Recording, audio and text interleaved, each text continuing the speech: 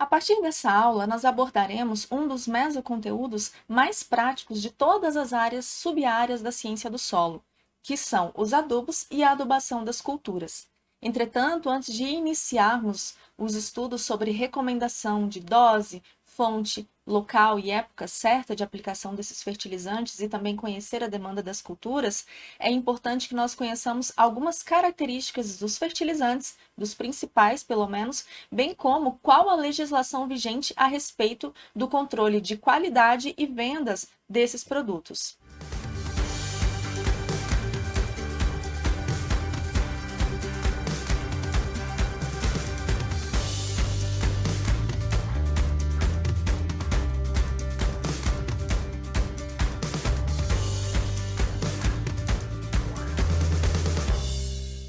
Nós sabemos que a produtividade agrícola é determinada por um conjunto de fatores, dentre os quais nós podemos citar principalmente a genética da planta, que representa o seu teto de potencial produtivo, os fatores climáticos favoráveis ou não ao desenvolvimento das culturas, o manejo fitossanitário dessas culturas ao longo do desenvolvimento da cultura no campo e as condições edáficas, ou seja, propriedades e características do solo que podem favorecer ou não o melhor desenvolvimento dessas culturas. E claro, nesta aula nós daremos mais ênfase às condições edáficas, responsáveis ou diretamente e indiretamente responsáveis por afetar a produtividade agrícola. Bom, quando nós falamos em produtividade agrícola no que concerne ao papel do solo em todo esse aspecto, nós podemos resumir em dois âmbitos principais. O primeiro é a demanda nutricional da planta e o segundo, o que temos de nutrientes disponíveis no solo. Nós sabemos que nem sempre há um equilíbrio perfeito entre esses dois fatores. Geralmente, a demanda nutricional ela é superior, bem maior do que a disponibilidade de nutrientes no solo. Vocês, como futuros engenheiros agrônomos, necessitam então conhecer a relação entre esses dois aspectos para que vocês possam, dessa forma, executar as atividades de correção do solo e também de adubação das culturas. Entretanto, quando a gente começa a pensar e a tentar planejar isso, muitas dúvidas, muitas perguntas surgem. Como agrônomo, a sua função é sim se fazer essas perguntas. O que eu devo usar? Adubo orgânico, mineral ou organo-mineral? Devo aplicar a lanço na linha de plantio? O melhor será o fertilizante sólido ou fluido? Devo optar pela agricultura orgânica ou agricultura convencional? Será que seria melhor aplicar no solo, na semente, na folha? Enfim, o que eu gostaria de começar dizendo para vocês é que na agropecuária não existe panaceia. Você não vai encontrar uma única técnica, uma única prática ou um único produto que vá resolver todos os problemas que podem surgir dentro de uma área produtiva. Você, como engenheiro agrônomo, possui a função de avaliar essa realidade da propriedade dentro de aspectos econômicos, sociais, ambientais, colocar na balança avaliando prós e contras e decidir pela melhor opção naquela situação. O que não significa que aquela opção sempre vai ser a melhor em toda e qualquer situação ou realidade que você estiver participando. Então, é exatamente para isso que você, agrônomo, estuda todos os aspectos e fatores envolvidos no processo produtivo, para que assim você possa, então, tomar a decisão correta. Resumindo, não existem panaceias. Então, avalie a situação, pondere e tome uma decisão adequada. Então, já que nós estamos falando de fertilizantes, eu gostaria de chamar a atenção para que vocês se atentem para a nomenclatura correta de todos esses produtos que nós falaremos nas próximas aulas, dentro do mesoconteúdo de adubos e adubação. Eu trouxe aqui dois principais, conceito de fertilizante e de corretivo, mas se vocês entrarem no site, logo mais eu vou disponibilizar o site para vocês, da Lei 6.894, de 16 de dezembro de 1980, junto com seus respectivos decretos, instruções normativas, vocês perceberão que na legislação as nomenclaturas, definições são muito bem definidas. Então, fiquem atentos a isso para que vocês não incorram em erros de definição e acabem aí dificultando a comunicação entre vocês outros profissionais da área e também com o próprio produtor, tá?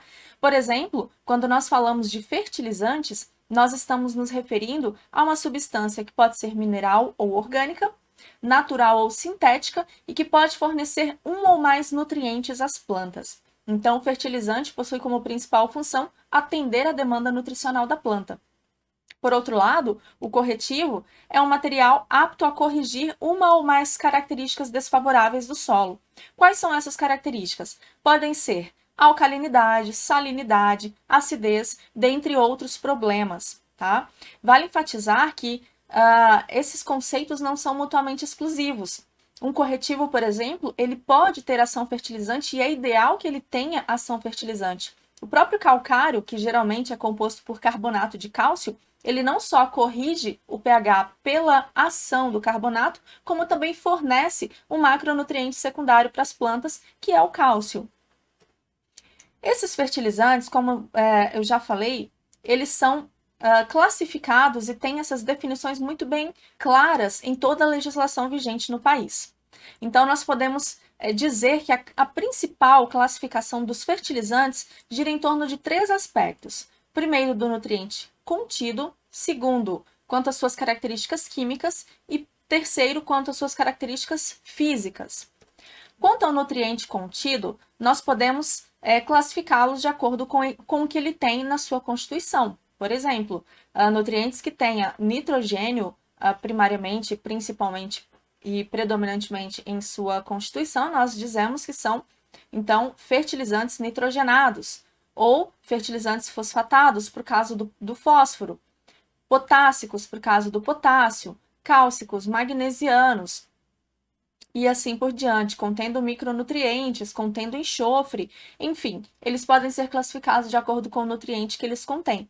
Sabemos que muitos desses fertilizantes contêm mais de um nutriente, e aí eles acabam sendo divididos também entre fertilizantes contendo macronutrientes primários, fertilizantes contendo macronutrientes secundários e fertilizantes contendo mix de micronutrientes e assim por diante.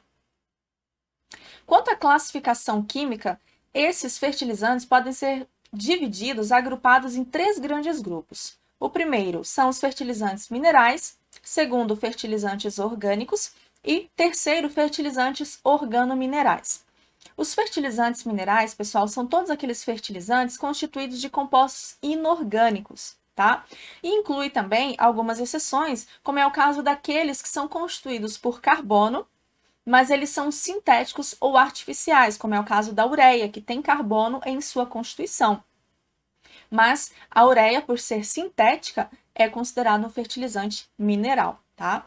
Esse grupo de fertilizantes minerais, eles ainda podem ser subdivididos em simples, mistos ou com misturas, há uma diferença aqui, nós já vamos falar sobre ela, e os complexos. Todo fertilizante mineral simples é aquele que possui apenas um composto químico. Esse composto químico, ele pode fornecer um ou mais nutrientes ao solo. Um exemplo disso é o cloreto de potássio. É um fertilizante simples porque contém apenas um composto, que é o cloreto de potássio, entretanto ele fornece mais de um nutriente, ele fornece cloreto e fornece potássio para as plantas. Já os fertilizantes minerais mistos e as misturas também são fertilizantes que contém ali na sua composição a mistura de 2 ou mais fertilizantes simples, tá? E aí eles podem ser mistos ou com misturas. Já os fertilizantes complexos, eles às vezes podem se confundir com os simples, mas eles têm uma diferença bem básica. Nos complexos, há uma mistura de fertilizantes, mas que foi resultado de um processo tecnológico em que se formam 2 ou mais compostos químicos. Por exemplo, se eu pego 2 matérias-primas ou 3 matérias-primas, como amônia, ácido sulfúrico, ácido fosfórico, e misturo todos esses componentes, ao final eu terei aí diversos tipos de fertilizantes oriundos desse processo, como o MAP, o DAP, o sulfato de amônio e assim por diante. Então, por sua vez, o sulfato de amônio, embora pareça ser um Um fertilizante simples, porque ele tem apenas sulfato de amônio, ele é considerado um fertilizante complexo por causa do seu processo de produção, ou seja, ele foi obtido a partir do processamento de um fertilizante simples misturado com outras substâncias, outras matérias-primas. Os fertilizantes orgânicos, como já é amplamente difundido, são todos aqueles constituídos de compostos orgânicos que possa ter origem vegetal ou animal ou origens naturais também. E os fertilizantes organominerais, que estão vindo com bastante força no mercado já há alguns anos, são a mistura de fertilizantes orgânicos com os minerais. E nesse caso, o principal objetivo desses fertilizantes organominerais é que nessa mistura você consiga enriquecer os materiais orgânicos com nutrientes importantes para as plantas, fazendo com que aumente a eficiência, unindo-se então os benefícios dos orgânicos com os minerais em um só produto. Quanto à classificação química, nós podemos resumir neste esquema aqui, quanto ao critério físico ou classificação física. Eles são divididos em sólidos, líquidos ou fluidos, tá? No caso dos sólidos, nós temos aqueles fertilizantes distribuídos, vendidos na forma de pó ou farelado, os fertilizantes granulados, que são divididos ainda em outros dois subgrupos. Nós temos a mistura de grânulos e a mistura granulada. Veja bem, há uma diferença bastante importante, marcante aqui entre esses dois grupos. A mistura de grânulos, eu basicamente vou misturar 3 fertilizantes em uma única mistura para fornecer mais de um nutriente de forma simultânea. Por exemplo, se eu adicionar em um mesmo recipiente uma parte de ureia com uma parte de superfosfato simples, com uma outra parte de cloreto de potássio, eu terei aí uma mistura de grânulos. No final, o que haverá nesse fertilizante? Eu posso ter aqui 3 tipos de grânulos diferentes. Um contendo o nitrogênio da ureia, o outro contendo o fósforo do super simples e o outro contendo o potássio do cloreto de potássio. Ou seja, cada grânulo tem apenas um nutriente específico. Então, é uma mistura de grânulos diferentes. Há uma desvantagem nesse tipo de mistura, porque ao aplicar com a agitação ali do implemento de aplicação de distribuição desse fertilizante, essa mistura ela pode enviar para baixo, pode haver uma separação por densidade. Então, aqueles grânulos que são mais pesados, eles vão descer mais rapidamente do que aqueles que têm uma densidade menor, fazendo com que haja uma distribuição totalmente desuniforme na área.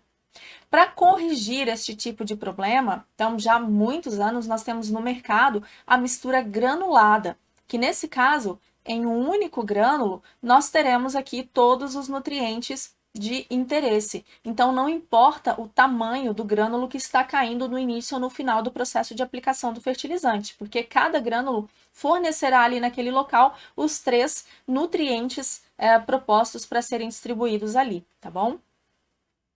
E quanto aos atributos de qualidade desses fertilizantes, nós podemos abordar dentro de 3 aspectos. Os atributos de qualidade física, qualidade química e qualidade físico-química. Quanto aos atributos de natureza química, nós podemos falar sobre o estado deles, o estado físico, que pode ser sólido, lembrando que o sólido pode ser pó, farelado, granulado, mistura de grânulos, e os líquidos podem ser fluidos ou suspensões. A granulometria é uma outra característica muito importante no caso de fertilizantes, principalmente aqueles que são obtidos diretamente da rocha, como os fosfatos de rocha. É importante você observar aí a questão do tamanho e a forma das partículas. A granulometria de um fertilizante é um fator chave para a eficiência econômica. Então, como eu dei o exemplo do fosfato de rocha, se você adquire um fosfato de rocha moído grossamente, com certeza essa eficiência, o tempo de reação vai ser muito diferente de um fosfato de rocha que é moído mais finamente. Para o calcário, nós temos a mesma relação. Quanto mais finamente for moído esse calcário, esse fosfato de rocha, maior tende a ser a eficiência agronômica e também mais rapidamente será a sua reação no solo. Então, a granulometria está diretamente relacionada com a eficiência agronômica. Além disso, a granulação ela pode facilitar o processo de aplicação desses fertilizantes. Como eu falei para vocês, a diferença entre fertilizantes granulados e mistura de grânulos está aí também bastante relacionada ao processo de granulação desses fertilizantes. A dureza dos grânulos é um outro atributo de natureza física também importante porque diz respeito à resistência que esse grânulo tem à queda e à abrasão. Isso é importante tanto para o processo de transporte e armazenamento, quanto para o processo de distribuição desse fertilizante no campo. Então, geralmente, quanto maior a dureza desses grânulos, melhor e mais facilmente será para transportar, para armazenar e também para aplicar, já que eles não vão se esfarelar com facilidade. Quanto à fluidez, que também está relacionada à escoabilidade desse fertilizante, é uma característica importante, sobretudo no momento de distribuição. Esse é um atributo que diz respeito à capacidade de livre escoamento desse fertilizante. E é bastante fácil da gente conseguir avaliar isso no campo e com esse fertilizante em mãos. Então, vocês podem pegar uma porção de fertilizante e derramá-lo sobre uma superfície. Geralmente ele vai fazer esse formato aqui, tá? Nós podemos observar que há aqui a formação de um ângulo entre essa superfície do monte de fertilizante e a superfície no qual ele foi depositado. Esse ângulo aqui nós chamamos de ângulo de repouso, tá? Geralmente, quanto mais aberto for esse ângulo de repouso, melhor é a capacidade de livre escoamento desse fertilizante, ou seja, mais escoabilidade ele terá, sobretudo no momento de aplicação, então mais facilmente ele será liberado no solo. Quando você faz esse teste com algum fertilizante e você tem mais ou menos esse resultado aqui, você tem um ângulo bem menor de repouso. Então, significa que este é um fertilizante com uma capacidade livre de escoamento muito menor, que pode ser aí um problema no momento de aplicação desse fertilizante no campo. A densidade é importante principalmente para o armazenamento e transporte, tá? Transporte desse fertilizante do local de produção até a propriedade, embora também para aplicação possa ser sim uma questão, tá? Então, a densidade está relacionada ao volume que esse fertilizante ocupa. Sabemos que densidade é a relação entre massa e volume, então, quanto de massa nós teremos dentro de um determinado volume. E é importante analisar isso porque isso vai refletir no espaço que você vai precisar para o armazenamento desse fertilizante, no tipo de embalagem que você precisará dispor e também no lançamento de partículas no caso de adubadoras centrífugas. Por exemplo, se você está aplicando fertilizantes ou corretivos com uma densidade muito baixa, significa que esse fertilizante ele pode ser facilmente carreado pelo vento. Então, você precisa considerar essa característica no momento de aplicação. Por outro lado, se você está trabalhando com fertilizantes com uma densidade um pouco maior, isso pode não ser uma questão nessa situação. Quanto aos atributos de natureza química, nós podemos citar o primeiro deles, que é o número de nutrientes. Quanto ao número de nutrientes, nós podemos classificar esses fertilizantes como mononutrientes, como é o caso da ureia, do nitrato de amônio, que só fornece nitrogênio, binário, como é o caso do cloreto de potássio, e o ternário, que forneceria então 3 nutrientes simultaneamente. É claro que quanto mais você consegue unir em uma única fonte o máximo de nutrientes que você puder e necessitar aplicar, melhor é, porque isso vai reduzir o volume de fertilizantes a serem aplicados e, considerando a logística da aplicação, há uma melhora considerável. A forma química dos nutrientes também pode variar e isso é uma questão importante. O principal exemplo, quando nós falamos de forma química, é o nitrogênio, que nós podemos encontrá-lo em diversas formas. Na forma nítrica, como nitrato de potássio, na forma amoniacal, como sulfato de amônio, e na forma amídica, como a própria ureia, tá? É importante, é muito bom que nós tenhamos essa diversidade de formas químicas dos nutrientes, porque desta forma nós podemos escolher entre uma e outra de acordo com os problemas e possibilidades de perda que nós teríamos em um determinado local. Por exemplo, áreas alagadas, há uma grande possibilidade de perda de nitrogênio por desnitrificação. Nesse caso, é ideal que eu utilize uma forma amoniacal ou amídica, evitando a forma nítrica, para desacelerar e retardar esses processos de perda de nitrogênio na forma nítrica. Um outro exemplo é o enxofre, que pode ser fornecido na forma de sulfato ou então na forma de enxofre elementar. Nós sabemos que o enxofre elementar ele tem uma liberação mais retardada, porque ele depende da ação de micro-organismos para que haja a oxidação do enxofre, dessa forma ele se torne disponível para a planta. Então, essa também é uma outra possibilidade. Se há uma necessidade de fornecer enxofre de forma mais lenta e retardada à planta, sem que haja grandes perdas e sem que haja necessidade de parcelar adubações, adicionar um pouco via forma de sulfato e outra parte via enxofre elementar pode ser uma opção. Quanto à concentração dos nutrientes, isso também vai variar bastante. Então, às vezes, você pode optar por reduzir a quantidade de fertilizante aplicado. Então, nesse sentido, você vai olhar a concentração de nutrientes em cada um desses fertilizantes. Um exemplo clássico, superfosfato simples e superfosfato triplo. Se você precisa aplicar uma grande quantidade, por exemplo, de fosfato no solo, e se optar pelo superfosfato simples, vai resultar em um grande volume de fertilizantes aplicados, você pode então pegar uma outra fonte mais concentrada com fosfato, como o superfosfato triplo, e resolver então o problema naquela situação. Compostos indesejáveis, isso aqui também é muito importante. A maioria desses fertilizantes, com exceção do nitrogênio, possuem sua origem em rochas, tá? Essas rochas, elas não são totalmente puras. Elas possuem ali diversos minerais acessórios que disponibilizam aí muitos elementos químicos que podem ser desejáveis ou não.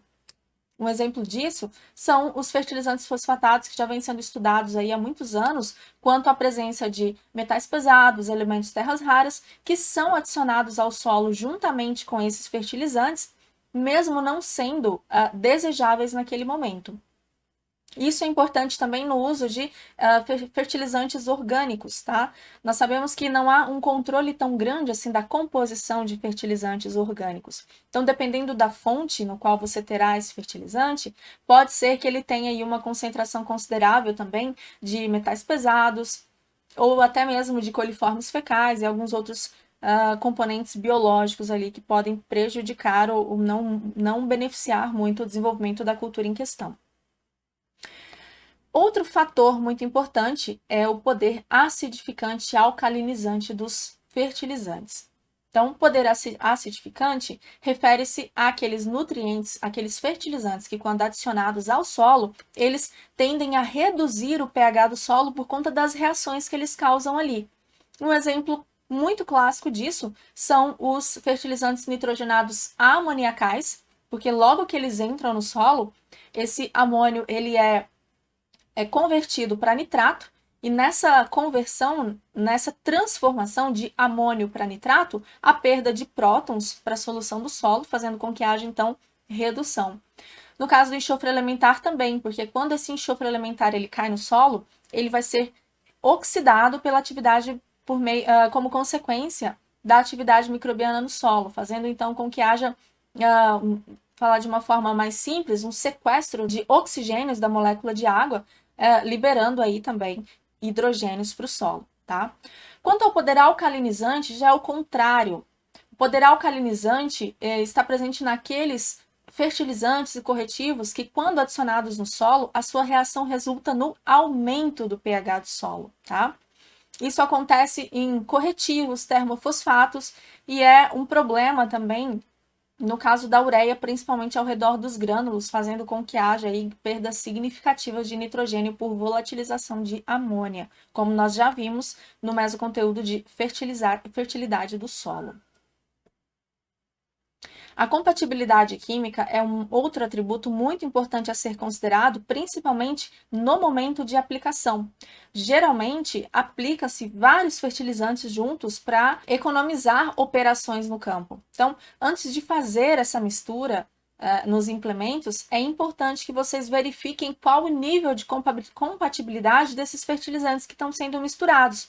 Por exemplo, se eles forem compatíveis, não há problema algum deles serem misturados e aplicados em conjunto. Se eles forem semi-compatíveis, significa que é ideal que eles sejam aplicados, eles sejam misturados o mais próximo possível do momento de aplicação, para que eles não fiquem ali em repouso e reagindo um com o outro. E caso haja incompatibilidade, que eles não sejam então misturados de forma alguma e sejam aplicados em operações separadas no campo, tá bom? Existem muitas tabelas atualmente que mostram a compatibilidade e incompatibilidade dos principais fertilizantes utilizados hoje nas áreas agrícolas. Então, nós já falamos dos atributos de natureza física, de natureza química. Agora falaremos um pouco dos principais atributos de natureza físico-química. A primeira delas é a solubilidade, que está relacionado com a taxa, com a velocidade de dissolução desse fertilizante quando ele é adicionado no solo. E, consequentemente, ele é responsável pela taxa de liberação do nutriente no solo para a planta após a aplicação. Isso aqui a gente tem que prestar atenção porque nem sempre a altíssima solubilidade é a melhor opção. Tudo vai depender do objetivo da sua atividade, da sua prática de adubação. Por exemplo, se a intenção é fornecer mais paulatinamente esse nutriente à planta, é interessante que você opte por fertilizantes com menor solubilidade, ou seja, que tem uma taxa de dissolução um pouco mais lenta no solo. Por outro lado, se há necessidade de que esse nutriente ele seja disponibilizado rapidamente, não faz sentido, por exemplo, você adubar com um fosfato de rocha, um termofosfato, para fornecer rapidamente fósforo para a planta. Nesse caso, seria mais interessante um MAP, o DAP, ou até mesmo um super simples e super triplo, tá? Então, alguns exemplos, o ácido bórico, os fosfatos naturais, eles possuem uma menor solubilidade em condições normais do solo, fazendo com que haja um retardo, um atraso na liberação de nutrientes no solo. A segunda característica físico-química que nós podemos citar é a higroscopicidade, que é a capacidade desse fertilizante a absorver a umidade do meio. Essa característica ela é crítica para o armazenamento e o uso também desses fertilizantes nos implementos, porque a alta higroscopicidade ela pode dificultar muito tanto o armazenamento, principalmente em regiões mais úmidas, como a que nós moramos, e também a aplicação em dias um pouco mais úmidos ou que choveu alguns dias antes da aplicação, isso pode dificultar bastante, causar entupimento da semeadora que tem a adubadora junto ali e pode ser um problema. O empedramento também é a capacidade de formar pedras, né, aqueles agregados mais duros de fertilizantes, é um resultado da alta higroscopicidade dos fertilizantes. Então, geralmente, aqueles fertilizantes que possuem alta higroscopicidade, eles também empedram muito facilmente, virando uma grande dor de cabeça para quem está utilizando esses fertilizantes no campo. E por último, um aspecto importante para ser considerado é o índice salino dos fertilizantes. O índice salino é a capacidade que um fertilizante tem de alterar a pressão osmótica do solo. Ele é bastante falado e observado em fertilizantes potássicos, como cloreto de potássio, e também nos fertilizantes nitrogenados, tá? O que acontece? Quando você tem fertilizantes com altos índices salinos, pode acontecer de que quando aplicados muito próximos ou à semente ou à raiz das plantas, possa promover a queima dessa semente ou a queima dessas raízes, e além disso, pode promover a seca fisiológica dessas plantas, ou seja, por conta da pressão osmótica no solo estar muito mais alta na solução do solo do que dentro da planta, há um transporte, um caminhamento de água de dentro da planta para o solo, fazendo com que a planta morra perdendo água, mesmo que não seja por deficiência hídrica de fato, mas simplesmente porque ela está perdendo água para o meio, pois ela está com uma pressão osmótica muito superior ao seu interior. Quanto à legislação de fertilizantes no Brasil, ela é bastante ampla, tá? E tem aí muitos dispositivos para vocês lerem, e por isso eu não vou abordar com tantos detalhes nesta aula, mas eu coloco aqui todos os dispositivos legais que regulamentam a venda, o uso, a definição, produção de fertilizantes no Brasil, tá? A lei que nós podemos chamar de lei guarda-chuva, né, que insere todo esse âmbito de legislação de fertilizantes, como eu falei anteriormente, é a Lei número 6.894, de 1980. Então, essa lei dispõe sobre a inspeção, fiscalização da produção e do comércio de fertilizantes, corretivos, inoculantes, biofertilizantes, remineralizadores e substratos para as plantas, tá? Sendo todos esses produtos que sejam destinados à agricultura. E depois nós temos aí o decreto de 2004, número 4.954, que aprova o regulamento dessa lei que eu acabei de citar. Abaixo deles, nós temos diversas instruções normativas, como vocês podem ver aqui, que estão relacionadas com as definições, classificações, fiscalização, especificação, níveis de tolerância mínima e máxima, regras de importação de fertilizantes e assim por diante. Então, eu coloco aqui embaixo o site do mapa, onde estão disponíveis todos esses dispositivos legais, para que vocês, caso tenham curiosidade, se aprofundar um pouco melhor, então tenham acesso a todas as informações pertinentes a esse assunto. Para encerrar essa aula, eu gostaria de dizer que é muito importante que vocês tenham noção de qual conhecimento é necessário obter para que vocês possam fazer a recomendação de adubação. Então, vale relembrar essa fórmula que é muito importante para compreender como se dá o processo de adubação no solo.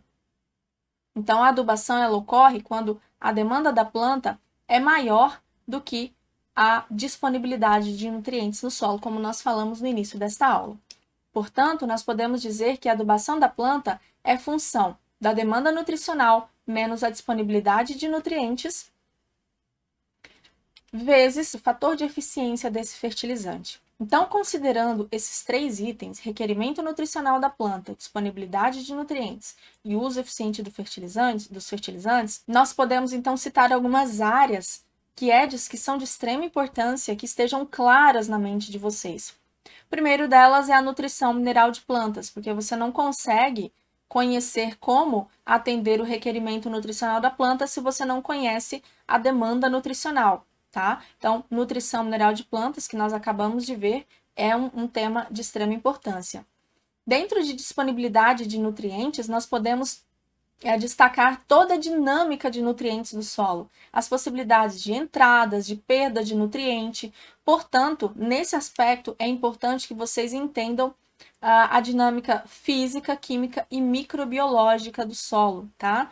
E aí nós poderíamos inserir também a parte mineralógica, e dentre outras.